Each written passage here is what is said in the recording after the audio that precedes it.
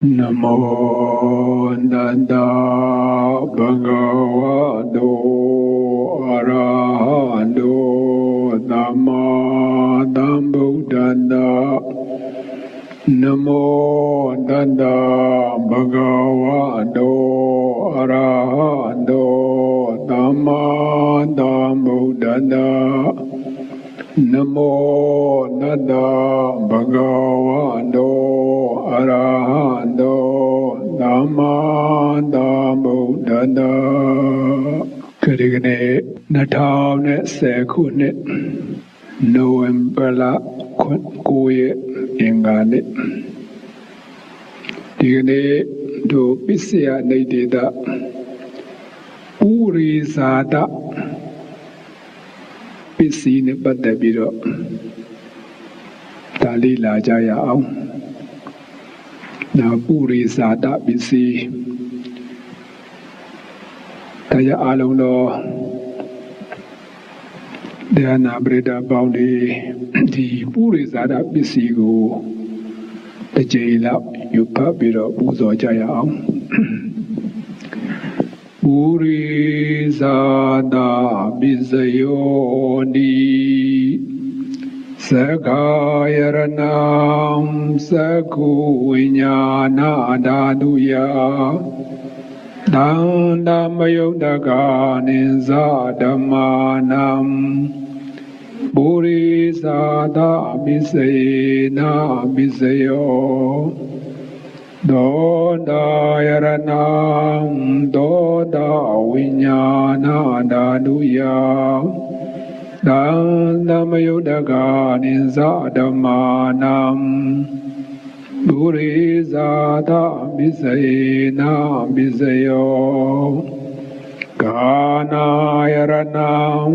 ကာနာဝိညာဏဓာတုယသန္တမယုတ်တကာနိသဓမ္မာနံပုရိသသပစ္စယေနပစ္စယောစေဝယရဏံစေဝဝိညာဏဓာတုယသန္တမယုတ်တကာနိသဓမ္မာနံပုရိသသပစ္စယေနပစ္စယောကာယယရဏံကာယဝိညာဏဓာတုယသန္တမယုတ်တကာနိသဓမ္မာနံပုရိသသပစ္စယေနပစ္စယောရူပယရဏံသက္ခုဝိညာဏဓာတုယသန္တမယုတ်တကာနိသဓမ္မာနံပုရိသသပစ္စယေနပစ္စယောသတ္တယရဏံသောတာဝိညာဏဓာတုယသန္တမယုတ်တကာနိသဓမ္မာနံပုရိသသပစ္စယေနပစ္စယောဂန္ဓာယရဏံဂာနဝိညာဏဓာတုယသန္တမယုတ်တကာနိသဓမ္မာနံပုရိသသပစ္စယေနပစ္စယောရတယရဏံစေဝဝိညာဏဓာတုယသန္တမယုတ်တကာနိသဓမ္မာနံပုရိသသပစ္စယေနပစ္စယောဘောဓဘာယရဏံကာယဝိညာဏဓာတုယသန္တမယုတ်တကာနိသဓမ္မာနံပုရိသသပစ္စယေနပစ္စယောရူပ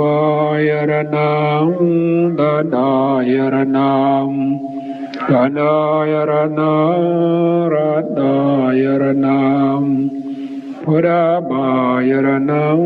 မနောဓာတုယသန္တမယုတ်တကာနိသဓမ္မာနံ ပုရိဇာတမစ္ဆေနာမစ္ဆယောယံရူပနိဒာယမနောဓာတုဇမနောဝိညာဏဓာတုဇဝန္တန္တိသံရူပံမနောဓာတုယသံ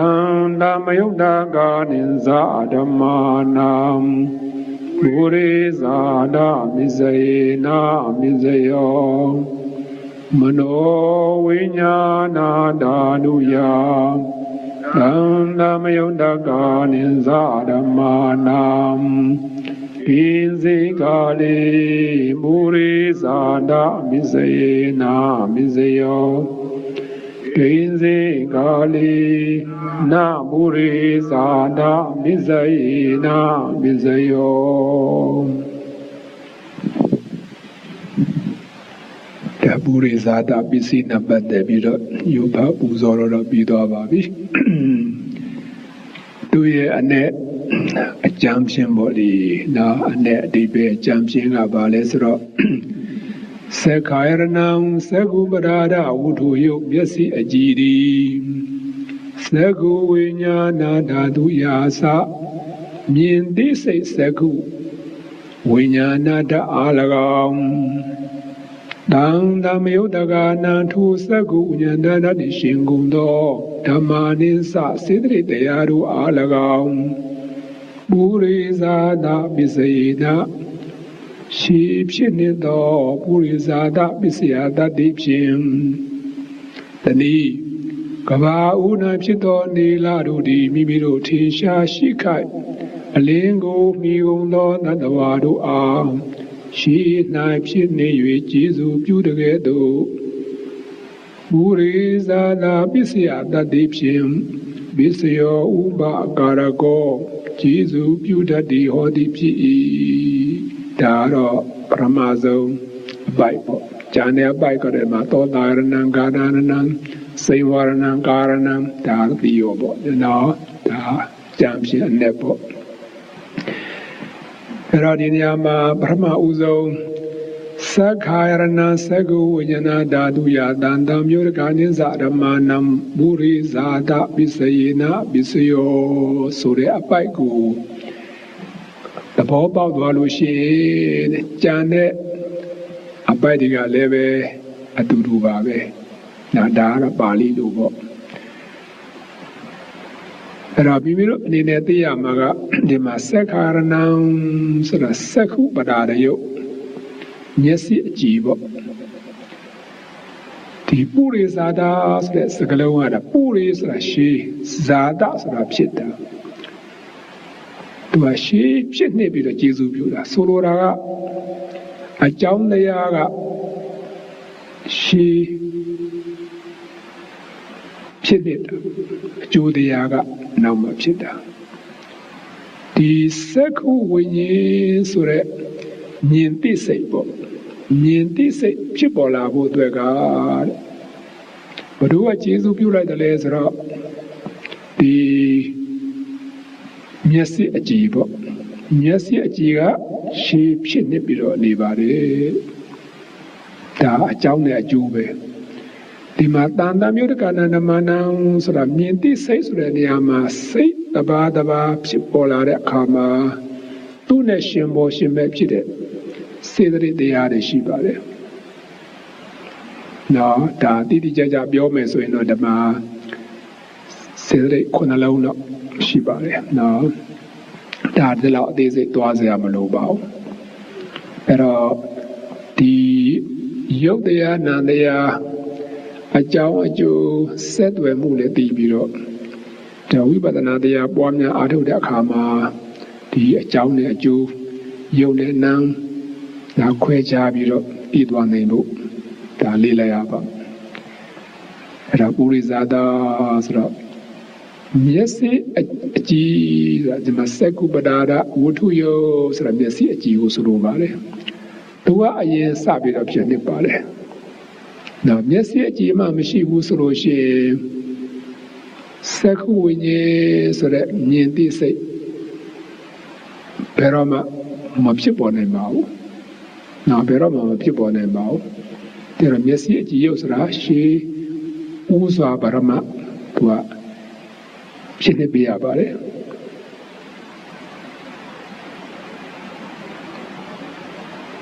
ပြီးတော့မျက်စိအကြည့်ကအကြောင်းတရားဒီမြင်သိစိတ်ကအကျိုးတရားအကြောင်းနဲ့အကျိုးပဲရှိပါတယ်မျက်စိကြည့်ဆိုတာကဒါယုတ်တရားပေါ့နော်ရှိကဖြစ်တဲ့စက္ခုဉ္ဇဉ်ဆိုတဲ့စိတ်ကနောက်မှဖြစ်ပါတယ်အဲ့ဒါထုံးနေသူစွာပါပဲသောတာရဏသောတာဝိညာဏဓာတုယတန်တမျိုးတကာနိဇရမဏံဘူရိဇာတပိစေနပိစယောဆိုတဲ့အပိုက်မှာလည်းပဲ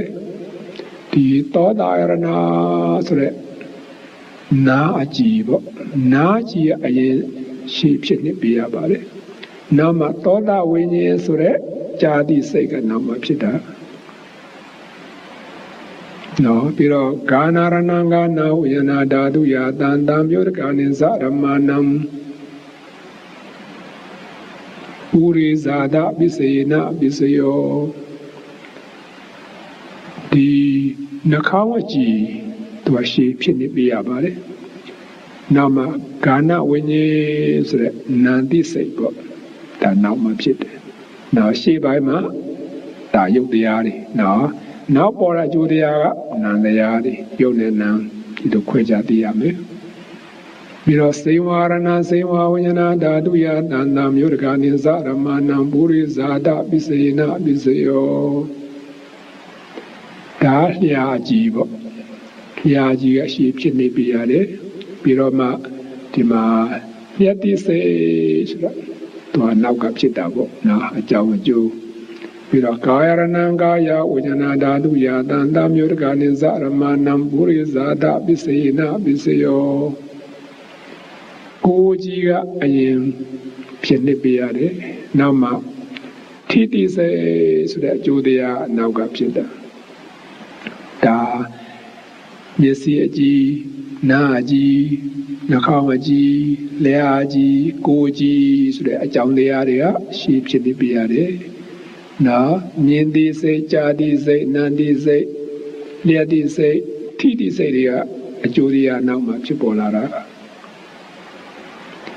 နောက်တစ်ခါရူပါရဏသကုဝိညာဏဓာတုယတန္တမျိုးတကာနိဇရမဏံပုရိဇာတပိစေနပိစယောဒီမှာရူပါရဏဆိုအစင်းရူပါယုံယုတ်ဒီနော်အစင်းရူပါယုံဒါအစင်းရူပါယုံသူအရင်ဖြစ်နေပြရတယ်နောက်မှဒီမြင်သိစိတ်ဆိုတာနောက်မှပေါ်လာအဲ့တော့အကြာကြီးမဟုတ်ပါဘူးเนาะဒီစက္ခုဝိညာဉ်ဆိုတဲ့မြင်သိစိတ်မဖြစ်ပေါ်မီဒီရှေ့ကမကြခင်လေးမှာပဲเนาะစိတ်တစ်ခဏနဲ့ပြောမယ်ဆိုရင်တော့ဒါဒီကြကြဆိုတဲ့ဒီမှာအတိတ်ဘဝဝင်တကြီးအလွန်မှာသူကဒီမှာဥပ္ပတိပိဆိုတာရှိပါတယ်เนาะခဏငယ်73ချက်ပါပဲနော်ဥပ္ပတိပိခဏငယ်73ချက်ပါပဲကြောဒီလောက်ထိလည်းသိစရာမလိုပါဘူးလိုရင်မှတ်ဖို့ကပါလဲဆိုတော့ရှေ့ကဖြစ်နေတယ်ဆိုတော့အကြာကြီးမဟုတ်ပါဘူးရှေ့မှာဒီစက္ခုဝိညာဉ်ဆိုတဲ့မြင်သိစိတ်တွေမဖြစ်ခင်လေးနော်အမနာနိကတ်အချိန်မှာသူဖြစ်ပေါ်လာတယ်လို့သိရမယ်ပြီးတော့တတ္တရဏံသောတာဝိညာဏဓာတုယတန်တမျိုးတကာနိဇရမဏံပုရိဇာတပိစေနပိစယောတတ္တယုံဆိုတဲ့အတန်ပေါ့နော်အတန်ကရှေ့ဖြစ်နေပြရတယ်ပြီးတော့မှဒီဇာတိစေဆိုတာနောက်မှဖြစ်တာနော်ဂာနာရဏံဂာနဝိညာဏဓာတုယတန်တမျိုးတကာနိဇရမဏံပုရိဇာတပိစေနပိစယောဂာနာယောဆိုတဲ့အနတ်ရှိကဖြစ်နေပြရတယ်နောက်မှဒီနန္တိစေဆိုတာတော့ပေါ်လာတာနောက်တစ်ချက်က Radharanam Seva Vijana Daduya Dandam Yurganin Saramanam Puri Zada Bisayina Bisayo Radharana Sara Radayumbo No Ayadabo Radayus Ayada Sheep Chenipiro Nauma Di Yadi says Nauma Pola Narjaga Poda Bairanam Gaya Unyana Dadu Yadanda Murganin Zaramanam Puri Zada Bisayina Bisayo Poda Bairana Sada Poda Bayo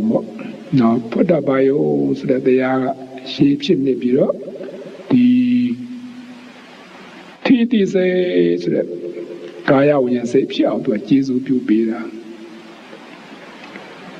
Now the Shaga Paumiro Rubarana, Dadarana, Gandarana, Radarana, Poda Barana, Mano, Dadu Yam, Dandam Yurganin Zaramanam, Puri Zada, Bisayina, Bisayo,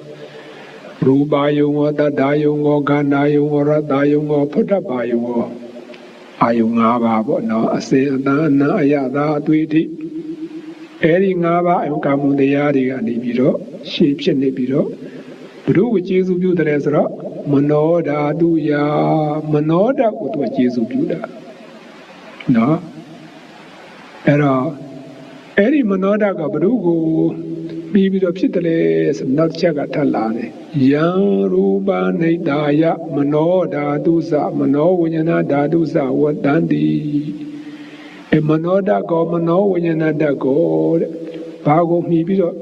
Pola Jada Lesra. Dima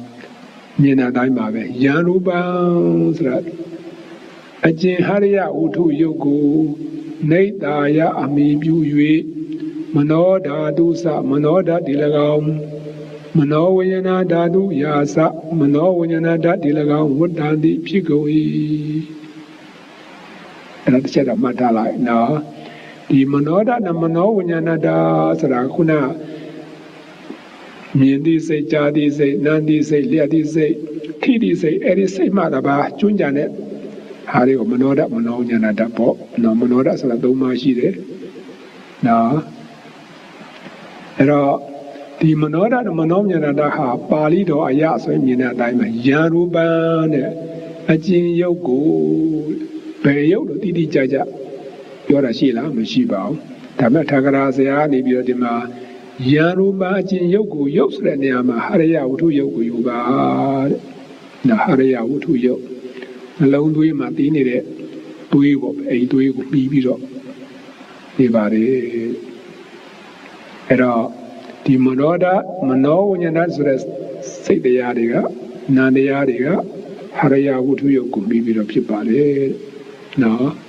Piratanuma Hotu Haria Utu Yodi Manoda du Yasa, Manoda Alagam, Dandam Yurgana to Manoda Nishim, Noda Maninza Sidri, the Aru Alagam, Buri Zada Bisina, Buri Zada Bisia, that deep shim, Bisia Uba, Karago, Jizu Buddha, the Hodipchi. That the chair. Not the Chaga, Manowina Dadu Yaza, Manowina Nada Alagam. Dandam Yodagana to Manoda, Manonyana, Nishingu, Noda Maninza, Sidri, the Adu Alagam, Kinsi Kali, a Chudo Kala, Usuado, Puti Kala, Night, Burizada, Bisina, Burizada, Bisiata, Deep Shim, Bisio, Bakarago, Jilu, Buddha, the Odipchi. Natjaga, Kinsi Kali, a Chudo Kala, Usuado, Badidandi Kala, Night. Burizada Bisina, Burizada Bisiata Dipshin Bisio Bakarago Jizu Pudadi Na Hodi Mapi Arabaludi Able Sardiniama the Manonyanada Sraga Badeta Nida Kamali Badeta Sadi Dijim the Kamaza Yoko the Padetani Sego, Adurua Pidet Dwejao, Yoga Shibi, Pitedam Shibao, no, Dajanima Kaisi Gali, Padetani Chinga Galamaro, ဒီရုပ်တရားဟာရှိဖြစ်နေတာမဟုတ်ပါဘူးတဲ့ပုတိချိန်ကာလဆိုတာပုရိဆိုတာကပရိဒဏ်ဒီနောက်ပိုင်းမှာပုတိကာလလို့ခေါ်ပါတယ်အမေဝမ်းမာနေစဉ်ကလေးကပဲပရိဒဏ်ဒီစိတ်နောက်ပိုင်းမှာသူပုတိကာလအဲ့ဒီချိန်မှာတော့ဒီရုပ်တရားဟာရှင်းဖြစ်နေပြီးတော့နောက်ဖြစ်တဲ့နာတရားကိုသူကကျေစုပြုတာနော်အဲ့ဒါအမှန်တန်လေးနဲ့ပါတဲ့အဓိပ္ပာယ်ကတော့ဒီမှာအကျမ်းချင်းပြီးတော့ဒီမှာလဲသွေးအတုံချနိုင်ဖို့တရားဘာဝနာပွားများအားထုတ်တဲ့အခါမှာဒီသဘောတရားတွေသိဖို့ယူဖတ်တဲ့အခါမှာအာယုံပြုနိုင်ဖို့ဒါလောက်ကတော့ဒါသိဖို့လိုပါတယ်ဥပမာဘာနဲ့ပြထားတယ်လဲဆိုတော့ဒီမှာကဘာဦးနဲ့ဖြစ်တော်နေလာတို့ဒီမိမိတို့ထင်ရှားရှိခအလင်းကိုမိဂုံသောတတဝါတို့အားရှိ၌ဖြစ်နေ၍ကျေစုပြုတကဲ့သို့ဘာနဲ့တူတယ်လဲဆိုလို့ရှိရင်ဒီကဘာစတင်ပြီးတော့ဒီတဲ့အခါမှာနေတို့လတို့ဖြစ်ပေါ်လာပါတယ်နော်နေတို့လတို့ဖြစ်ပေါ်လာပါတယ်သူကအရင်ရှေ့ဖြစ်နေပြီးတော့နောက်မှဖြစ်ပေါ်လာတဲ့တတ္တဝါတွေကိုသူအလင်းရောင်ကိုသူပေးတာစဉ်းစားကြည့်ဒီနေရောင်လရောင်ဆိုတာတို့မမွေးခင်ကရှင်းနေတယ်မလားတို့မမွေးခင်ကအရင်ရှင်းနေတာအဲ့တော့ရှင်းဖြစ်နေပြီးတော့သူကပေါ်လာတဲ့တတ္တဝါတွေကိုနောက်မှသူကကျေစုပြုအလင်းရောင်နဲ့သူကျေစုပြုလိုက်တာနာအလင်းရောင်ပေးတာပေါ့ဒီအဲ့ဒါနဲ့ဥပမာတူပါတယ်နော်ဥပမာတူပါတယ်အဲ့တော့ဥပမာပြစရာတော့အများကြီးပါပဲနော်ပြစရာအများကြီးပါပဲအဲ့တော့အများရှိတဲ့နေရာမှာတစ်ခုတော့ပြောချင်ပါလေဆိုကြပါစို့တရောပဲထားလိုက်ပါတော့တရောထိုးတဲ့အခါမှာလေအဲ့ဒီမှာဘာရှိလဲဆိုတော့တရောတန်ဆိုတာမရှိဘူးလားရှိပါတယ်အဲ့တရောတန်ဆိုတာအကျိုးတရားပဲအဲ့တရောတန်ဟာဘုရားကကျေးဇူးပြုလိုက်လို့ဒီမှာတရောတန်ဖြစ်ပေါ်လာရတယ်လေဆိုတော့ဒီမှာတရောကျိုးဆိုတာမရှိဘူးလားရှိပါတယ်တရောထိုးတန်ဆိုတာမရှိဘူးလားရှိတယ်အဲ့ဒီတရောကျိုးကိုတရောထိုးတန်ကိုအရင်ဖြစ်နေပြီးတော့ရှင်းနေပြီးတော့နောက်မှတရောတန်ဆိုတာနောက်မှဖြစ်ပေါ်လာတာတရောထိုးတန်မှမရှိဘူးဆိုအတန်ကမြည်ပါမလားမမြည်ပါဘူးအဲ့တော့တရောထိုးတန်နဲ့ဒီတရောကျိုးကအရင်ရှေ့ဖြစ်နေပြီးတော့တဲ့နောက်မှတရောတန်ဆိုတာကဖြစ်ပေါ်လာပါတယ်နောက်ဒီတရောထိုးတန်နဲ့တရောကျိုးနဲ့ထိုးခတ်လိုက်တဲ့အခါမှာအတန်ဆိုတာဖြစ်ပေါ်လာတယ်လို့ပေါ့နော်အဲ့ဒီဥပမာလေးတစ်ချက်ယူလိုက်ထိုးနေသူစွာပါပဲတဲ့မိမိရဲ့ခန္ဓာကိုယ်မှာစဉ်းစားကြည့်ပါမျက်စိပဲထားလိုက်ပါတော့မျက်စိအကြည့်မှမရှိဘူးဆိုလို့ရှိရင်မြင်သိစိတ်ဖြစ်ပေါ်နိုင်ပါမလားမဖြစ်ပေါ်နိုင်ပါဘူးအဲ့တော့စက္ခုအကြည့်တော့ရှိပါရဲ့ရူပါယုံဆိုတဲ့အစင်းမှမရှိဘူးဆိုရင်သူလည်းမြင်သိစိတ်မပေါ်ပါဘူးနော်မပေါ်နိုင်ပါဘူးဒါကြောင့်အကြောင်းတရားဘာတွေ့ရတယ်ဆိုတော့မျက်စိအကြည့်ရုပ်ရယ်ပြီးတော့ရူပါယုံဆိုတဲ့အစင်းရယ်ဒီတရားတစ်ပါးဟာရှေးဖြစ်နေပြီးတော့အရင်ဖြစ်နေပြီးတော့နောက်မှစက္ခုဝိညာဉ်ဆိုတဲ့မြင်သိစိတ်ဆိုတာပေါ်လာတာနော်အဲအကြောင်းတရားဘယ်လိုလဲဆိုတော့မျက်စိအကြည့်ရုပ်နဲ့ရူပါယုံဆိုတဲ့အစင်းဟာအကြောင်းတရားရှေးဖြစ်နေတယ်မြင်သိစိတ်ဆိုတာကအကျိုးတရားနောက်မှဖြစ်တာအဲ့တော့အကြောင်းနဲ့အကျိုးပဲစဉ်းစားကြည့်ပါမိမိတို့ဘဝမှာလေမွေးလာကြတဲ့တည်ဆုံးတဲ့အချိန်ထိနေ့စဉ်နဲ့အမြတ်ဘဲနေနေဘဲသွားဘဲလာပေါ့အဲ့ဒါခါလီမြင်ရတယ်ကြားရတယ်နားရတယ်စားရတွေ့ထိရတယ်ကြံစည်နေရတယ်အမြဲတမ်းဖြစ်မနေဘူးလားဖြစ်အမြဲတမ်းကိုဖြစ်နေတာအဲ့ဒါ အမြဲတမ်းဖြစ်နေတယ်ဩဒါယုတ်တရားပဲဒါအနန္တရားပဲဒါအကြောင်းပဲဒါအကျိုးပဲဒါအဖြစ်ပဲဒါအပြက်ပဲဆိုတာသိတယ်လူကနေတာပေါ့နော်ဒါကြောင့်ဘုရားရှင်ကလည်းဒီမှာပဋ္ဌာန်းဆိုတာအမနာမလေးနဲ့ပါလေဒါတကယ်မဟာဝိပဿနာပါပဲနော်ဝိပဿနာတရားပွားများအားထုတ်တဲ့အခါမှာဒါဒီတွေ့ရမှာပေါ့စဉ်းစားကြည့်လေပုဂ္ဂိုလ်တ attva ဆိုတာဒီမှာရှိပါမလားမရှိပါဘူးနော်ဘုရားဘာဟောတာဆိုတာမျက်စိအကြည့်နားအကြည့်နှာခေါင်းအကြည့်လျှာအကြည့်ကိုယ်အကြည့်မနောကြည့်အရိယဝတ္ထုယုတ်တရားတွေပဲတွေ့တယ်မလားနော်ပြီးတော့ရူပယုံတတ္တယုံခန္ဓာရတ္တယုံဖုထဓမ္မယုံဒါလည်းယုတ်တရားတွေပဲနော်ယုတ်တရားနာတရားတွေပါပဲပြီးတော့ဒီမှာစက္ကုဝိညာဉ်သောတာဝိညာဉ်စသဖြင့်ပေါ့လေဒီမြင်တိစိတ်တို့ကြာတိစိတ်တို့နာတိစိတ်တို့လျက်တိစိတ်တို့ထိတိစိတ်တို့ကြာတိစိတ်ဆိုတာကနာတရားပဲမဟုတ်လားနာတရားယုတ်နဲ့နာမရှိပါလေနော်နေစင်တဲ့မြတ်ဒီမှာဘာသာရှိတယ်ယုတ်နဲ့နာတရားတာပေါ်လိုက်ပြက်လိုက်တဲ့ဒါကြောင့်ခန္ဓာတို့အာရဏတို့ဓာတ်တို့နာမည်တပ်ပေးတာပေါ့အဲဒီခန္ဓာအာရဏဓာတ်တွေတလဲစီဆက်ပြီးတော့ဒီမှာဖြစ်လိုက်ဖြစ်နေတာအဲ့ဒါတဏ္ဍရာလို့ခေါ်တာနော်တဏ္ဍရာသေမတဏ္ဍရာပြောတာမဟုတ်ပါဘူးနော်များတယ်ထင်တယ်သေမပဲတဏ္ဍရာ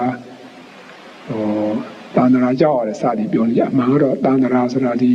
ခန္ဓာတရားတွေအာရဏတရားတွေဓာတ်တရားတွေစက်ကဖြစ်ပြီးတော့နေတာဖြစ်ပြပြီးတော့နေတာဟာတဏ္ဍရာပါပဲမသေးခင်ကလေးကတဏ္ဍရာဆိုတာဒီနေ့တိုင်းတဏ္ဍရာအလဲနေတာပဲဒါပရိစ္ဆာသမုပ္ပါတရားဆိုတာလဲနေတာပဲနော်ကောင်းတော်လဲခြင်းမကောင်းတော်လဲခြင်းဒါအားတော့ပုဂ္ဂိုလ်ပေါ်မှာမူနေတာပေါ့အဲ့တော့ဒါတွေသိရတဲ့အခါကျတော့ပုဂ္ဂိုလ်တ attva သူငယ်ယောက်ျားမိန်းမဆိုတာသမုဒိသစ္စာအနေနဲ့ဒါပြောကြတာပဲမရှိဘူးလားဆိုတော့ဒါသမုဒိသစ္စာအနေနဲ့တော့ရှိတယ်ပေါ့ပရမတ္ထသစ္စာအနေနဲ့ကတော့မြင်တဲ့အတိုင်းမသိတဲ့အတိုင်းပါပဲပုဂ္ဂိုလ်တ attva ရှိပါမလားမရှိပါဘူးဘာသာရှိတယ်လေယုတ်တရားနာတရားတာရှိပါတယ်ယုတ်နာတရားအမြဲတမ်းသိရှိနေသလားဆိုတော့စဉ်းစားကြည့်ပါဒီမှာစက္ခုဝိညာဉ်ပဲထားလိုက်ပါတော့မြင်သိစိတ်ဆိုတာအမြဲတမ်းဖြစ်ပါမလားမဖြစ်ပါဘူးအကြောင်းရှိမှအကျိုးကပေါ်လာတာနော်အကြောင်းရှိမှအကျိုးကပေါ်လာတာအကြောင်းမရှိတော့အကျိုးဘယ်တော့မှမပေါ်ပါဘူးအဲ့တော့ကိုယ်သိရမို့ရှိတာယုတ်တရားနဲ့နာတရားပဲရှိပါတယ်ဒီပုရိသတာပစ္စည်းနဲ့ပတ်သက်ပြီးတော့ဒီမှာလေ့လာသုံးတာကြည့်တဲ့အခါကျတော့ဘာတွေ့ရတယ်ဆိုတော့အကြောင်းတရားဆိုတဲ့ပစ္စည်းတရားပဲမှာယုတ်တရားကြီးပဲတွေ့ရမလားသက္ကာရဏသောဒါရဏံဂါရဏံစေဝနကာရဏံအဲ့ဒါစကုမျက်စိအကြည့်နာအကြည့်နှာခေါင်းအကြည့်လျှာအကြည့်ကိုယ်အကြည့်ပြီးတော့ထပ်လာတဲ့ရူပါရဏတ္တဒါရဏံဂန္ဓာရဏရတ္တရဏဖုဒ္ဓပါရဏံအစင်းတို့အသားတို့အနံတို့အယသားတို့အသွေးအထိတွေပါရုပ်တရားတယ်မလားရုပ်တရားတွေပဲနောက်တစ်ခါယံရူပနိဒာယလာနေတယ်ဟရိယဝတ္ထုယုတ်ဆိုတာရုပ်တရားပဲဒါကြောင့်အကြောင်းတရားပဲမှာအကုန်ရုပ်တရားကြီးပဲနော်ရုပ်တရားကြီးပဲဒီအကျိုးတရားဆိုတဲ့ပစ္စယုပ္ပါမဲ့မှာကြည့်လိုက်ပါဦးစက္ခုဝိညာဉ်သောတာဝိညာဉ်စသည်ဖြင့်ပေါ့နော်မြင်တိစိတ်တို့ကြာတိစိတ်တို့နာတိစိတ်တို့လျက်တိစိတ်တို့ထိတိစိတ်တို့ကြာတိစိတ်ဆိုတာအဟုတ်နာတရားကြီးပဲချုပ်ရတော့ဘာသာတွေ့ရတယ်လေယုံနဲ့နာမှတော့ဘာမှမရှိပါဘူး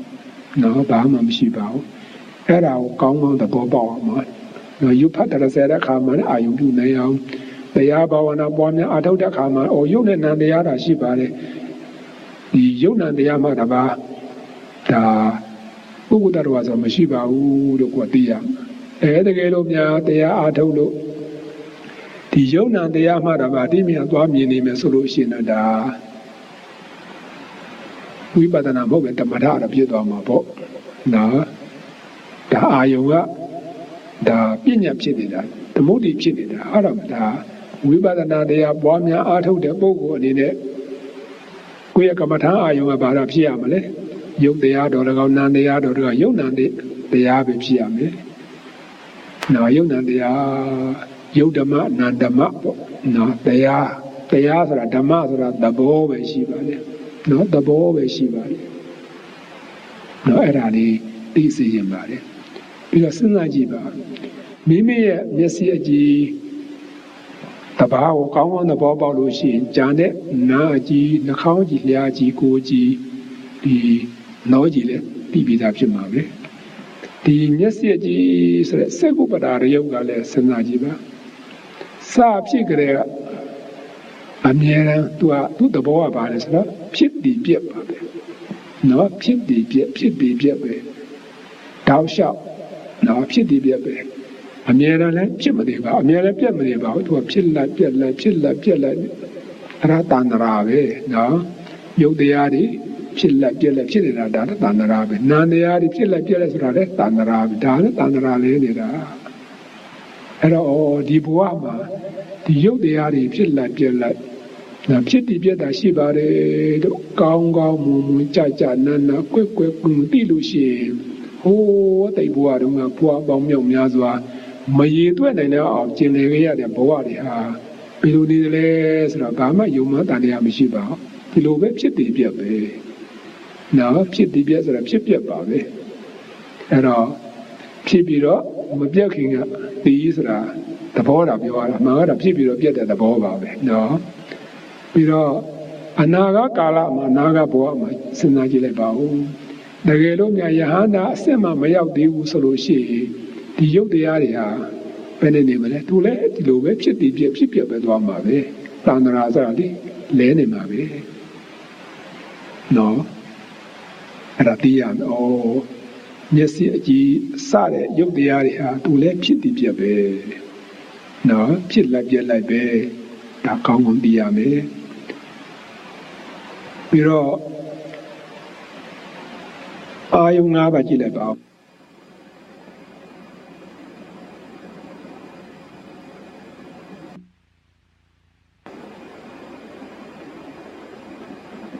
အမောတရားတွေကလည်းစဉ်းစားကြည့်ပါအစင်းတဲ့မြန်မာလိုအစင်းအနာအနအယတာအတွေ့အထိပေါ့အစင်းဆိုတဲ့စဉ်းစားကြည့်မိမိခန္ဓာကိုယ်မှာရှိနေတဲ့အစင်းပဲဆိုလည်းရနိုင်ပါတယ်တက်ရှိတဲ့မဲ့ပေါ့နော်သူတစ်ပါးခန္ဓာကိုယ်လည်းအစင်းလည်းမရှိနိုင်ဘူးလားရှိနိုင်တယ်တဲ့မဲ့အရာလည်းအစင်းပဲမလားအဲ့ဒီအစင်းဆိုတဲ့ယုတ်တရားဟာအစင်းဆိုတဲ့ယုတ်တရားပဲစဉ်းစားကြည့်ဒါအဝါပဲအဖြူပဲနေပဲစသည်ဖြင့်ကိုမြင်နေရတယ်လေမြင်နေရဆိုအစင်းအဲ့ဒီအစင်းဟာသူ့ဘယ်လိုသဘောရှိတယ်သူလည်းဖြစ်တည်ပြက်ပဲနော်ဖြစ်တည်ပြက်ပဲစဉ်းစားကြည့်လေဒီမှာမဆိုတဲ့ဒီမိုက်ခရိုဖုန်းမိထားလိုက်ပါတော့ဒါရုပ်တရားကိုမြင်နေရတာမလားဒါအစင်းကိုမြင်တာနော်ကြာနာမြင်ဒီမြင်ဟာမြင်တာမို့အစင်းကိုမြင်တာအဲ့ဒီပစ္စည်းဟာသူလည်းဖြစ်တည်ပြက်ပဲမခိုင်းနေဘူးလေနော်အမြဲတမ်းတည်တတ်နေတာခိုင်းနေတာမရှိပါဘူးသူလည်းသူတဘာဝနဲ့သူဖြစ်လိုက်ပြက်လိုက်ဖြစ်လိုက်ပြက်လိုက်ဖြစ်တည်ပြက်ပဲသွားနေမှာပဲဒါကြောင့်သုံးမသုံးလာပေါင်းမြောက်များစွာနှစ်ပေါင်းမြောက်များစွာကြာတဲ့အခါကျတော့ဘယ်နဲ့နေမလဲလုံးဝရှာမရတော့အောင်ပျောက်သွားမှာပဲပြတ်သွားမှာပဲနော်လောကကြီးမှာမြဲနေတာဘာတစ်ခုမှမရှိပါဘူးအဲ့တော့တက်မဲ့လည်းမမြဲဘူးတက်ရှိလည်းမမြဲပါဘူးတက်ရှိတယ်အကုန်လုံးပေါ့လေဒီအစင်းဆိုတာလည်းဖြစ်တည်ပြပဲအတန်စဉ်းစားကြည့်အတန်ကတော့ဘူတော်ထင်ရှားပါလေနော်အတန်လည်းဖြစ်ပြပဲအခုပြောတာကြားရတာမလားနော်ကြားရတယ်အဲ့တော့ဝဲကြတစ်ခုပြောဆိုတဲ့အခါမှာစကလုံးကအခရာတွေက10လုံးအလုံး20ရှိမှာပဲအဲ့တစ်လုံးပြီးတစ်လုံးသူကကြားနေရတယ်ဖြစ်ပြီးတော့ပြတ်တဲ့သဘောပဲနော်ရှေ့အလုံးလေးဖြစ်ပြီးတော့ပြတ်သွားတဲ့အခါမှာနောက်အလုံးဆက်အမှန်မှန်လာပါလေနော်တရားဘာဝနာပွားများအထုတဲ့အခါမှာအဲ့ဒါကိုကိုကရှုမှတ်ရမှာကြားတဲ့အခါမှာလေအတန်ကိုကြားတဲ့အခါမှာကြားတယ်လို့စိတ်တွေကမှတ်ပြီးတော့အဲ့ဒါမှာရှုမှတ်လို့တမာတိရှိနဲ့မှတ်တဲ့အခါမှာအဲ့ဒါတစ်လုံးပြီးတစ်လုံးဒီဖြစ်ပြီးတော့ပြတ်သွားတဲ့သဘောအမှန်မြန်ဆာလာပါအဲ့ဒါကိုသိရပါလိမ့်မယ်ဒါဖြစ်ပြမြင်နေဆိုတာဒါပါပဲနော်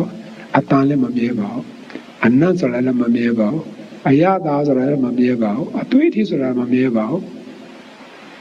မြဲတယ်ပါတခုမှမရှိပါဘူးနော်အာယုံ၅ပါးလည်းမမြဲပါဘူးပြီးတော့ ရုပ်တရားတွေမမြဲတယ်နာမ်တရားတွေကြည့်လိုက်ပါဦးမြင်သိစိတ်ကြားသိစိတ်စသည်ဖြင့်အဲဒီစိတ်ကမြဲသလားဆိုတော့စဉ်းစားကြည့်မြင်တယ်ဆိုတာမြင်စရာအာရုံရှိတော့ခုနပြောသလိုပေါ့တယောကျိုးကလည်းရှိတယ်တယောထိုးတာလည်းရှိနေတဲ့အတွက်ကြောင့်တယောတန်းဆိုတာပေါ်လာတာပေါ်လာပြီးတော့နောက်ဆုံးကျတော့ပျောက်သွားတာပဲရှိရာကနေပြီးတော့မရှိရာရောက်သွားတာဘယ်ရောက်သွားလဲဘယ်မှရောက်သွားတာမဟုတ်ဘူးနော်သူတဘာဝဖြစ်ပြီးတော့သူပြတ်သွားတဲ့သဘောပဲရှိပါတယ်အဲ့ဒါတွေကိုမိမိကသိရနော်ပရိယပฏิပတ်ပြောတယ်လို့ပေါ့ပရိယတိနဲ့ပရိယအနေနဲ့ကိုကလေးလာထားတော့ကြားနာရလို့သင်ကြားလိုက်လို့ကိုကသိရတော့ရုပ်တရားနာတရားလည်းရှိပါတယ်အကြောင်းကြောင့်အကျိုးဖြစ်ပေါ်လာတယ်ဖြ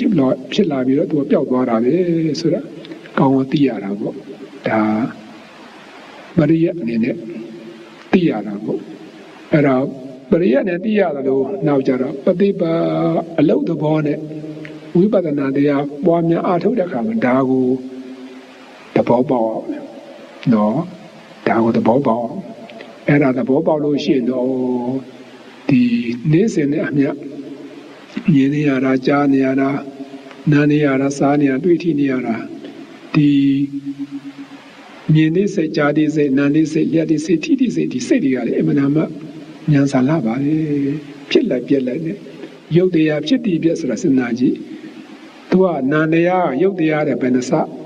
ပို့ပြီးတော့မြန်တယ်19ချက်နော်19ချက်ပို့မြန်ပါတယ်မြန်မှမြန်ပဲနော်ဒါကြောင့်ဒီနာတရားတွေကလည်းအမှန်တမ်းအဖြစ်ပြအမှန်တမ်းမြန်စာလာပါလေအပေါင်းကြည့်တဲ့အခါကျတော့ခန္ဓာကိုယ်မရှိနေတဲ့မျက်စိအကြည့်နားကြည့်နှာခေါင်းအကြည့်လျှာကြည့်ကိုယ်ကြည့်ကလည်းဖြစ်တည်ပြဖြစ်ပြပဲအစင်းနာနာယတာတွေ့သည်ဆိုတဲ့အာယုံ၅ပါးကာမုန်တရားတွေကလည်းပဲသူလည်းဖြစ်တည်ပြဖြစ်ပြပဲရှိပါတယ်ဒီစက္ကုဝဉ္ဇဉ်အစရှိတဲ့မြင်သိစိတ်ဒီကလည်းပဲသူလည်းဖြစ်တည်ပြပဲတခုမှမမြဲပါဘူးနော်တခုမှမမြဲပါဘူးအဲ့တော့ဒီနေရာမှာဒီရုပ်တရားနာမ်တရားမျှတာရှိပါတယ်လို့ကောင်းကောင်းသိရမယ်အဲ့ဒီတရားတွေကလည်းဒီအကြောင်းကြောင့်အကျိုးဆိုတော့နော်ငါကလည်းပြောတာလည်းရှိပါတယ်မြင်တယ်ဆိုတဲ့နေရာမှာ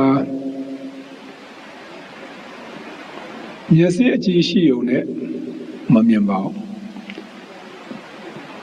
ရူပါယုံရှိုံနဲ့လည်းမရပါဘူးတော့အဓိကတော့ဒီတစ်ချက်ရှိရမှာပေါ့နော်အထောက်မှန်တရားဆိုတာလိုပါသေးတယ်ပါလို့တယ်အလင်းရောင်ဆိုတာမလိုအပ်ဘူးလားလိုအပ်တယ်မှောင်မှိုက်နေမယ်ဆိုလို့ရှိရင်မျက်စိဘလောက်ပဲကောင်းကောင်းအာယုံဘလောက်ပဲကြီးကြီးမှောင်နေတဲ့အခါကျတော့ဘာမှမမြင်ဘူးအဲ့တော့အလင်းရောင်ဆိုတာရှိရပါတယ်ဒါမြင်ရခြင်းရဲ့အကြောင်းအထောက်ပံ့နေပေါ့အလင်းရောင်ဆိုတာလိုအပ်ပါတယ်ကြောင်းတရားတွေပေါ့အဲ့တော့အလင်းရောင်နဲ့ကောင်းမျက်စိကလည်းကောင်းရူပါယုံလည်းထင်ထင်ရှားရှားရှိပါတယ်ကိုယ်ကစိတ်မဝင်စားဘူးကနှလုံးမသွင်းဘူးဆိုရင်မြင်ပါမလားမမြင်ပါဘူးမမြင်ပါဘူးလူတယောက်ထိုင်နေဟိုကမေးတော့ခုနလူတယောက်ဘယ်လိုပဲဝါပြေးမိသလားမေးတာငါတတိမထားမိနှလုံးမသွင်းမိဘူးရှိမှတော့မသိပါဘူးအဲ့တဘောပေါ့ဒါကြောင့်မြင်သိစိတ်ဖြစ်ပေါ်လာဖို့အတွက်ကဘာလို့အပ်တယ်လဲဆိုတော့မျက်စိအကြည့်လည်းရှိရမယ်ရူပါယုံဆိုတဲ့အစင်းလည်းရှိရမယ်အလင်းရောင်ဆိုတာလည်းရှိရမယ်ပြီးတော့နှလုံးသွင်းမှုနှလုံးသွင်းမှုဆိုတာရှိရမယ်အဲ့ဒီအကြောင်းတရား၄ပါးညီလို့ရှိရင်မြင်သိစိတ်ဆိုတာအကျိုးတရားကဖြစ်လာမှာပဲအကြောင်းတရားတစ်ပါးပါပြတ်သွားလို့ရှိရင်မြင်သိစိတ်ရှိပါဦးမလားမရှိပါဘူးအဲ့တော့ဒါမမြဲတဲ့သဘောတွေနော်မမြဲတဲ့သဘောဒါကြောင့်မိမိခန္ဓာကိုယ်မှာရှိတဲ့ယုတ်တရားကိုအပြင်ဗိဓာမှာရှိတဲ့ယုတ်တရားကိုမိမိရဲ့တဏ္ဍာမှာရှိနေတဲ့နာမ်တရားဒီစိတ်တရားတွေပေါ့ဗျာအဲ့တော့သူကတော့အကြောင်းအကျိုးအားလျော်စွာပေါ့အကြောင်းအားလျော်အကျိုးတရားတွေဖြစ်ပေါ်လာတာ အဲ့တော့မပေါ်ပါစေနဲ့မဖြစ်ပါစေနဲ့ဆိုပြီးတော့သူ့ကိုတားမြစ်လို့မရပါဘူးဖြစ်စေတည်းလို့ဒီလိုဖြစ်ခိုင်းလို့လည်းမရပါဘူးအကြောင်းအားလျော်စွာဖြစ်ပေါ်လာတဲ့တရားပါနော်မိမိကအစိုးမရဘူးတရားဘုရားရှင်ကလေရုပ်တရားနာတရားတွေဟာဖြစ်လာလိုက်ပျောက်သွားလိုက်ဖြစ်လာလိုက်ပျောက်သွားလိုက်အဲ့လိုဖြစ်ခြင်းပြည့်ခြင်းတရားတွေဟာနှိမ့်ဆက်တဲ့အတွက်ကြောင့်ဒါဒုက္ခလို့ဟောထားတာရှိပါတယ်နော်ဒုက္ခတရားတွေနော်ပေါ်လာလိုက်ပျောက်သွားလိုက်မွေးလာလိုက်တည်သွားလိုက်ဆိုတော့ဒုက္ခတာပဲဖြစ်ဘူးလေအဲ့ဒါမလားဒီဖြစ်ခြင်းပြည့်ခြင်းနှိမ့်ဆက်တာဖြစ်တဲ့အတွက်ကြောင့်ဒါဒုက္ခတရားပါမနစ်တဲ့ပွေတရားတွေပဲဒုက္ခတရားမိမိကအစိုးရသလားဆိုတော့အစိုးမရတဲ့အတွက်ကြောင့်အနတ္တတရားအကောင်းထဲတဏ္ဍာဆိုတာရှိသလားမရှိပါသဘောပဲရှိပါတယ်ဒါကြောင့်အနတ္တတရားစဉ်းစားကြည့်ဒီပဋ္ဌာန်းတရားတော်ဆိုတာမိမိရဲ့ခန္ဓာယုံနာတရားတွေဒါတို့လိလာတဲ့သဘောနော်လိလာတဲ့သဘောပါပဲဩအဲ့တဏ္ဍာမှာယုတ်တရားနန္တရားမြတ်တာရှိပါတယ်ဒီယုတ်တရားနန္တရားတွေကလည်းအကြောင်းအကျိုးနဲ့ဆက်သွယ်ပြီးတော့အကြောင်းတရားဆိုတာဘယ်နှပါးတော့ရှိတယ်24ပါးတော့ရှိပါတယ်နော်အခုကတော့ဒီမှာအကြောင်းတရားကရှိဖြစ်တာနောက်ပိုင်းဆိုရင်လာအောင်မယ်အကြောင်းတရားနောက်မှာဖြစ်တာလည်းရှိသေးတယ်နော်အမှန်တန်စမ်းကြပါလေနော်ဖရာတရားတော်ဆိုတာဘယ်ပေါင်းစုံကဒီပေါင်းစုံနဲ့ဟောထားတာတို့ပြအမှန်တန်ကောင်းကောင်းလို့နော်ဒါတွေသိရတာပေါ့အဲ့တော့အခုယုတ်တရားနန္တရားမြတ်တာရှိပါတယ်ဆိုတာသိရပါပြီဒီအကျိုးတရားမှန်တယ်များအကြောင်းတရားကိုအမိပြုပြီးတော့ဖြစ်ပေါ်လာတာဖြစ်ပါတယ်အကြောင်းတရားပြတ်လို့ရှိအကျိုးတရားဆိုတာပြရတာပဲအကြောင်းမှမရှိအကျိုးတရားဆိုတာမရှိပါဘူးဆိုတော့ဒါလည်းကောင်းကောင်းသိဖို့လိုပါတယ်အဲ့တော့ဒီအကြောင်းတရားရောအကျိုးတရားရောတစ်ချက်မှမမြဲပါဘူးတစ်ခုမှမမြဲပါဘူးတစ်ခုမှလည်းအစိုးမရပါဘူးနော်သဘောပဲရှိအဲ့နောက်တစ်ခုသိစေချင်တာကဘာလဲဆိုတော့ယုံနာရဲ့သဘောဘယ်လိုသိရမလဲဆိုတော့ရုပ်ရဲ့သဘောနာရဲ့သဘောဆိုသူ့သဘောကဘာမှမဟုတ်ပါဘူးမမြဲတဲ့သဘောဆင်းရဲတဲ့သဘော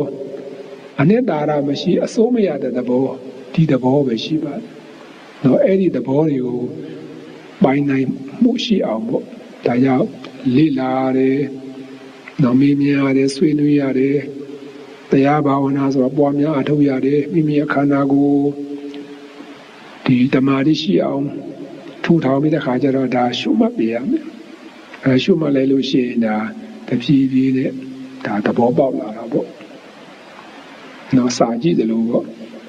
ပရမတစ်ခါကြည့်တာနဲ့နောက်ပိုင်းကြည့်တာနဲ့ကွာပါတယ်နော်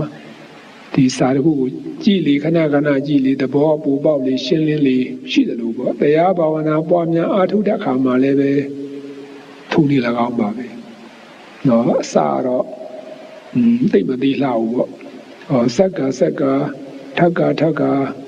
ပွားများအားထုတ်သွားမယ်ဆိုလို့ရင်ဘာဝနာဆိုတာထက္ကတလဲလဲရှုမှတ်ရမယ်တရားပွားများရမယ်တရားကြည့်ရှုရမယ်တရားဆင်ခြင်ရမယ်တရားနှလုံးသွင်းရမယ်တရားနော်ထက္ကအဲ့တော့ပွားများအားထုတ်တဲ့အခါကျတော့တမာရီကအရှိန်ကရလာတဲ့အခါကျတော့ပညာ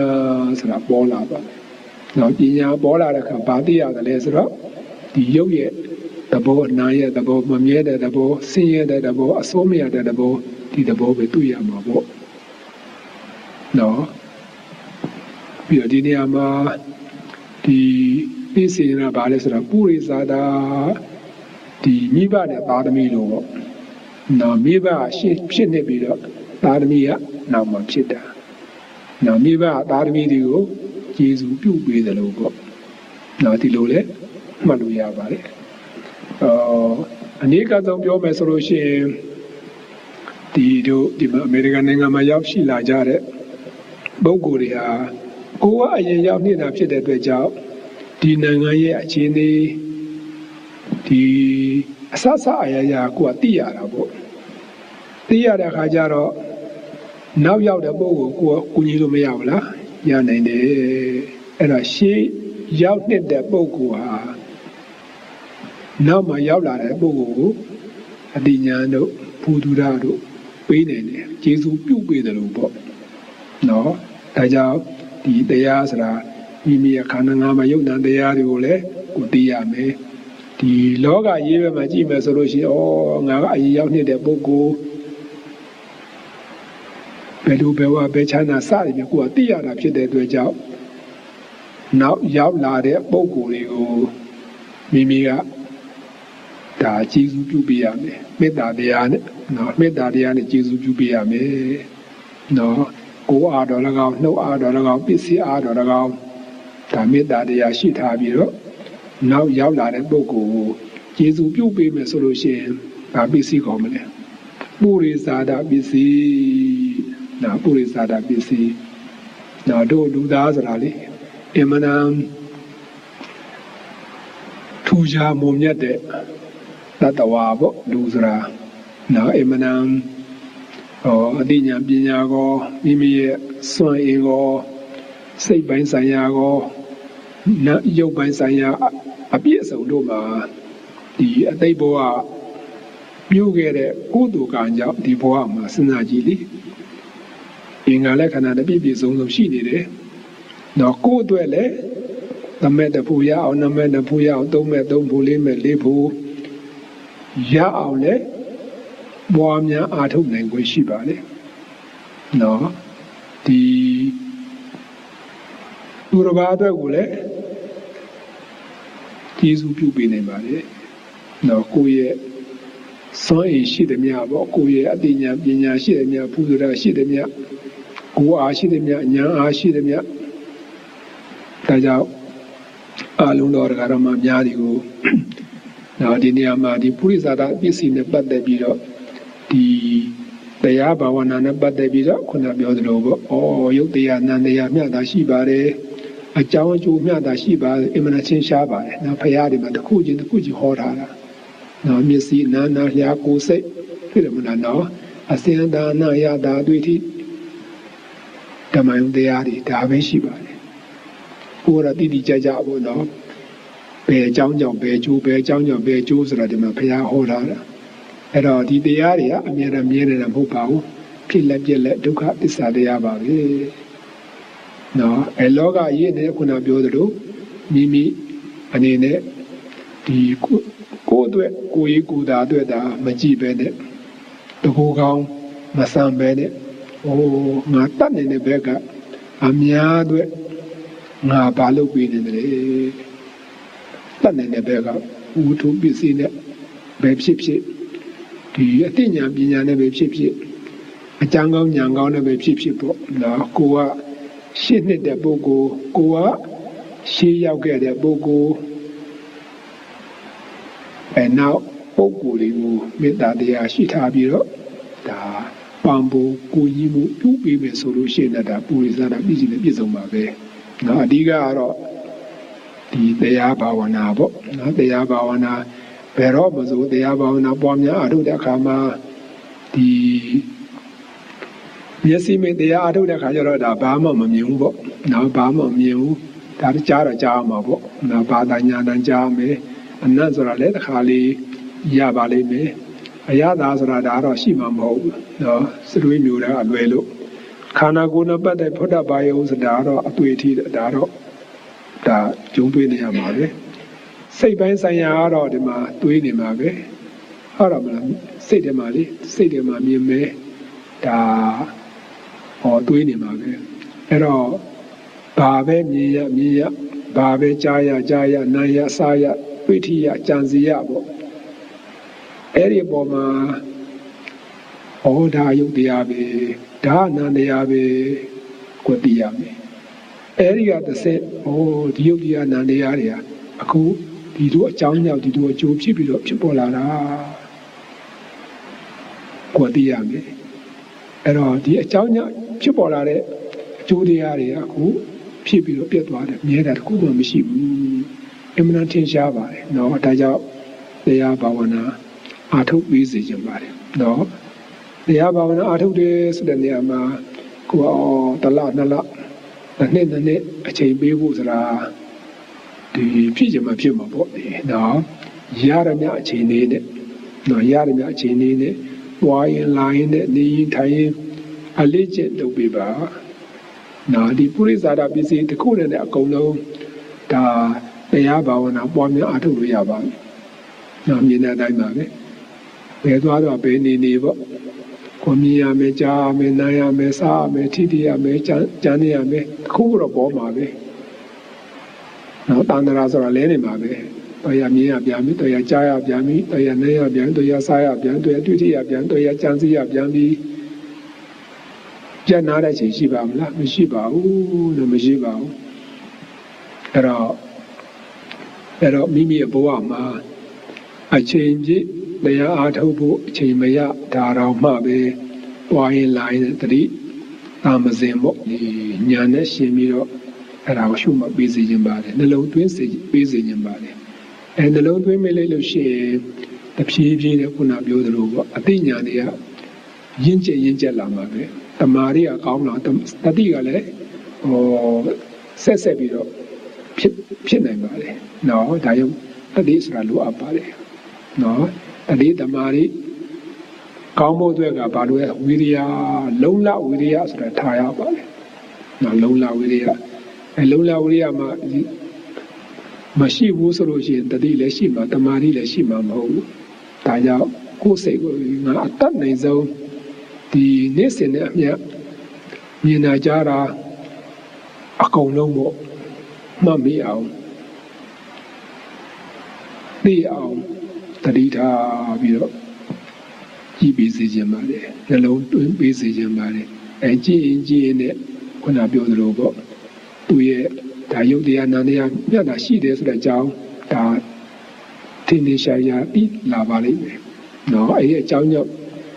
ဖြစ်ပေါ်လာတဲ့အကျိုးတရားတွေမမြဲတဲ့သဘောဆင်းရဲတဲ့သဘောအဆိုးမရတဲ့သဘောဒါလည်းသိရမှာပဲအဲဒီလိုဒါနေ့စဉ်နဲ့အမျှတွားရင်လာရင်နဲ့ရှုမှတ်သွားမယ်ဆိုလို့ရှိရင်လောဘတရားလည်းဖြစ်ကိုမရှိပါဘူးဖြစ်တာတော့မှပဲနဲပါပဲလို့လိုချင်လိုက်တာရချင်လိုက်တာဖြစ်ချင်လိုက်တာဆိုတော့လောဘတရားဖြစ်မှာနော်တတိပညာမရှင်ဘူးဆိုလို့ရှိရင်လေတတိပညာရှင်တဲ့အခါကျတော့လောဘစိတ်ဖြစ်ပေါ်လာတာလေကိုယ်ကသိလိုက်တာငါလောဘဖြစ်နေပြီသိလိုက်တဲ့ဆိုတာပညာပါပဲသိလိုက်တဲ့အခါကျပညာသိလိုက်တဲ့အခါကျတော့လောဘတရားရှိပါအောင်မလားမရှိတော့ဘူးလောဘဖြစ်ပေါ်လာတယ်ကိုယ်သိရတယ်ဒီလောဘကြောင့်ဘာကြောင့်ဖြစ်ပေါ်လာတယ်လဲဆက်စနာကြည့်အမြင်အာယုန်နဲ့ပတ်သက်လာလို့ရှိရင်တော့ဒါကိုယ်အစင်းကိုမြင်ရတာအစင်းကအကြောင်းတရားမလားကိုယ်လည်းမျက်စိအကြည့်ကလေးရှိနေတယ်အစင်းကလည်းရှိနေတယ်အဲဒီအကြောင်းတရားနဲ့ပါတိုက်ဆိုင်တဲ့အခါကျတော့အဲ့ဒါမှအဲဒီအာယုန်ပေါ်မှာကိုယ်တတိပညာမရှိတဲ့အတွက်ကြောင့်လောဘစိတ်ဖြစ်ရတာအကြောင်းနဲ့အကျိုးပဲဟုတ်တော့မလားတိလိုက်တော့လောဘစိတ်ကမရှိတော့ပါဘူးဖြစ်ပေါ်လာတာလည်းကိုသိရတယ်ပျောက်သွားတာလည်းကိုသိရတယ်ဒါဖြစ်ပျက်ကိုမြင်တဲ့သဘောပဲတော့ဖြစ်ပျက်မြင်တယ်ဆိုတာဗါလဲဒုက္ခသစ္စာကိုမြင်တဲ့သဘောပဲတကယ်ဒုက္ခသစ္စာကြီးပါပဲအဲ့တော့တနေ့မှမြင်ရတဲ့ချိန်ပေါင်းအနေပါမလားဘယ်နေမလဲမြင်လေရတာမနေပါဘူးအိမ်မှာလည်းမြင်နေရတာပဲဈေးမှာလည်းမြင်နေရဘဲသွားတော့မြင်နေရတာပဲနော်အဲ့တော့မြင်ရတာတတိမှမရှိဘူးဆိုလို့ရှိရင်အဲ့ဒါသိနေမှာမလားမသိနိုင်ဘူးမသိဘူးဆိုတာဘာစိတ်လို့မောဟဖြစ်နေတာနော်မောဟဖြစ်နေတာမောဟဆိုတာကိလေသာတရားအကုသိုလ်တရားပဲတွေ့တယ်မလားနော်ဒါအမှန်တန်အရေးကြီးပါတယ်နော်တတိရှိဖို့အမှန်တန်အရေးကြီးပါတယ်အဲ့တော့မြင်တဲ့အခါဒီမှာလောဘမဖြစ်အောင်ဒေါသမဖြစ်အောင်မြင်ရနေပြီးတော့ငါမကြိုက်တဲ့အတွက်ကြောင့်သဘောမကျတဲ့အတွက်ကြောင့်ဒေါသတရားဆိုတာဖြစ်တတ်ပါတယ်တတိမှမရှိဘူးတတိလက်မဲ့ဆိုရင်ဒေါသကအနိုင်ယူသွားမှာပဲနော်ဒေါသအနိုင်ယူထားတဲ့ခါကျတော့ဒေါသအကြောင်းတရားဖြစ်သွားတဲ့ခါကျတော့နောက်ပါဖြစ်လာမယ်စဉ်းစားနာကြည့်ပြီးတော့နော်ဒုက္ခဖြစ်ဖို့ပဲနော် စိတ်မချမ်းသာဘူးလေစိတ်မချမ်းသာဘူးအဲ့တော့တတိရှိတဲ့ပုဂ္ဂိုလ်များမှာလောဘလည်းမရှိဘူးဒေါသလည်းမဖြစ်ဘူးပြီးတဲ့အတွက်ကြောင့်မောဟတရားလည်းမဖြစ်ပါဘူးဖြစ်လာတဲ့တိုင်အောင်အကြာကြီးမဖြစ်ပါဘူးနော်ဒါကြောင့်ဝိပဿနာရဲ့ဒီအကျိုးအာနိသင်ဆိုတာအမှန်တမ်းချစ်ဖို့အမှန်တမ်းကောင်းပါလေနော်ကိုယ့်ရဲ့လောဘတရားဒေါသတရားမောဟတရားဒီကိလေသာတရားတွေဟာအတုံးချတတ်ရင်ကိုယ့်ရဲ့ကမ္မထအာယုသွားပြီးတော့ဖြစ်ပါလေနော်ဘာမှစိတ်ထဲမှာလေဘာကြောင့်ဒီလောဘဖြစ်ရဘာကြောင့်ဒေါသဖြစ်ရတယ်ကိုယ့်ကိုမကြေမနက်တော့မဖြစ်ပါနဲ့နော်ဒီလောဘဒေါသမောဟဆိုတဲ့တရားဟာကိုယ်ကမပယ်နိုင်သေးတဲ့အတွက်ကြောင့်တဲ့သူတော့ပေါ်မှာပဲပေါ်လာတာကိုကိုယ်ကသိဖို့ပဲနော်ခဏပေါ်လာတယ်ခဏသိလိုက်မယ်ဆိုလို့ရှိရင်လောဘရဲ့ဖြစ်ပေါ်တဲ့သိရတယ်ပြတ်သွားတဲ့သိရတယ်ဆိုတော့ဒါသူ့ရဲ့ဒီလောဘဒေါသမောဟဆိုနန္တရားတွေနန္တရားရဲ့ဖြစ်ပျက်ကိုသူသိရတဲ့သဘောပါနော်အဲ့လိုသိရတဲ့အခါကျတော့ရုပ်တရားလည်းမမြင်နန္တရားလည်းမမြင်ဘူးဒီလိုပဲဆက်ကဖြစ်နေတယ်ဆိုတော့အဲ့ဒီပေါ်မှာကောင်းသဘောပေါက်တယ်လို့မိမိရဲ့ခန္ဓာကိုယ်ပေါ်မှာယုံနံတရားပေါ်မှာဆွဲလန်းမှုတာယာမှုခင်သွေမှုတွေကဘယ်လိုနေမလဲရောတဲ့ရောသွားမှာပဲနော်ရောတဲ့ရောသွားမှာပဲအဲ့တော့ခင်သွေမှုဆွဲလန်းမှုဆိုတာဒါသမုဒိယသစ္စာတရားတွေအဲ့ဒါမလားဒုက္ခဖြစ်ခြင်းအကြောင်းတရားတွေပဲသူ့သဘောကိုသိရတဲ့အခါကျတော့အဲ့ဒီဒုက္ခဖြစ်အကြောင်းတရားတွေကကိုကရော့နေသွားအောင်လုပ်ပေးနိုင်ပါလေနော်ဒါကြောင့်ဘုရားရှင်ကိုရောမြတ်ကဒီတတိပဌာန်တရားကိုမဂ္ဂင်တရားကိုဝိပဿနာတရားကိုဒါပွားများအားထုတ်ဖို့အကျဉ်းတန်တိုက်တွန်းတော်မူတဲ့ဒီဒါကြောင့်ပါပဲနော်လောဘဒေါသမောဟဆိုတဲ့တရားတွေဒီလုံးဝအောက်တုံးမပယ်တတ်နိုင်တော့မှပဲထိုက်တယ်လို့သူ့ရဲ့ဒီအရှိန်အဝါတွေရော့နေသွားအောင်နော်ရော့နေရကနေပြီးတော့နောက်ဆုံးတစ်ခုချင်းပယ်တတ်သွားနိုင်အောင်ဒါဝိပဿနာတရားဆိုတာမဖြစ်မနေပွားများအထုတ်ပြရမယ်နော်ကိုချစ်တဲ့ပုဂ္ဂိုလ်များပေါ့နော်ငါဖြစ်ရင်လည်းဖြစ်ပါစေဆိုတဲ့ပုံစံမျိုးဒီစိတ်မျိုးကတော့ဒါအဲ့ဒါကတော့မလွယ်ဘူးနော်မလွယ်ဒီဘဝမှာစိတ်ဆင်းရဲမှုဖြစ်မှာပဲနောက်အနာဂတ်ဘဝမှာထပ်ပြီးတော့ပရိသတ်နေဘဝတစ်ခုထပ်ပြီးတော့ထူထောင်ရအောင်မယ်ဆိုလို့ရှိရင်ဒုက္ခတရားတော့မြောက်များစွာကြုံတွေ့နေရမှာပဲဒါကြောင့်ဒီဘဝမှာလည်းစိတ်ချမ်းသာတာနဲ့ကုသိုလ်တရားနဲ့နေနိုင်အောင်ဒါတတိပဌာန်တရားဝိပဿနာတရားဆိုတာပွားများအထုတ်ပြရတယ်ပွားများအထုတ်တဲ့အခါကျစဉ်းစားကြည့်လိနိုင်ဝတနာတရားတိုင်းကွာရှုမယုတ်တရားနာတရားပေါ်လာလိုက်ပြောက်သွားလိုက်ပေါ်လာလိုက်ပြောက်တယ်ဒါပဲကြည့်ပြီးတော့နေရတဲ့အတွက်ကြောင့်လောဘဒေါသမောဟဖြစ်ကိုမရှိပါဘူးနော်ဖြစ်ကိုမရှိပါဘူးဖြစ်ကိုမရှိတဲ့အတွက်ကြောင့်ဒီလောဘဒေါသမောဟနဲ့ပတ်သက်ပြီးတော့ဖြစ်ပေါ်လာရမယ့်ကံတရားတွေဒုက္ခတရားတွေလည်းမရှိတော့ပါဘူး။နော်ဒါကြောင့်ဝိပဿနာတရားဆိုတာအမှန်တန်ကောင်းပါလေ။နော်ပွားများအားထုတ်ဖို့အမှန်တန်ကောင်းပါလေ။ဒါကိုယ့်ကိုချစ်တဲ့ပုဂ္ဂိုလ်များပေါ့ဒီနော်ကိုယ့်ကိုမချစ်ဘူးဆိုတော့ဒါဖြစ်ရင်လည်းဖြစ်ဆိုတော့အဲ့ဒါကတော့မကောင်းဘူးပေါ့နော်ဒါကြောင့်မိမိကိုယ်ကိုချစ်တဲ့ပုဂ္ဂိုလ်ဘုရားရှင်ကိုယ်တော်မြတ်ကိုဒါပူဇော်တဲ့အနေနဲ့